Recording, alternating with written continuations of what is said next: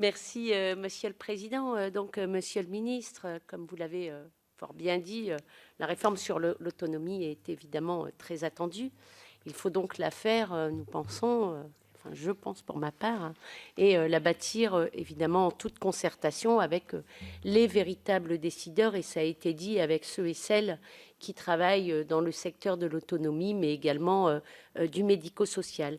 Alors, vous avez dit, Monsieur le ministre, que vous prévoyez d'affecter 2,4 milliards d'euros à la Caisse de solidarité pour l'autonomie CNSA pour amorcer donc le chantier grand âge. Hein, si je me trompe. Alors que les estimations sont de 8 à 16 milliards d'euros. Hein, les estimations aujourd'hui.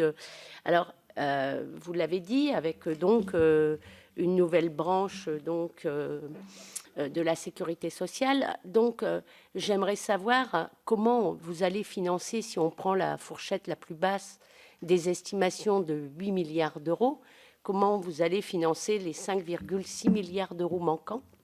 Est-ce que vous allez vous attaquer et puis mettre à contribution les revenus financiers? Est-ce que vous allez mettre à contribution les revenus les plus aisés? Est-ce que, en créant une cotisation sur les vous allez mettre en place une cotisation sur les bénéfices des industriels du médicament? Donc, j'aimerais un peu savoir comment vous allez financer, si on prend donc cette fourchette la plus basse, les 5,6 milliards d'euros qu'il va manquer. Et sur l'utilité de créer une cinquième branche, que pensez-vous de l'idée de créer un risque dépendance au sein de la branche assurance maladie?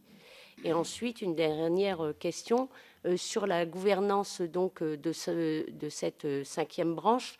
Pourquoi ne pas créer des caisses primaires de l'autonomie avec donc une gestion paritaire, organisation syndicale, organisation patronale?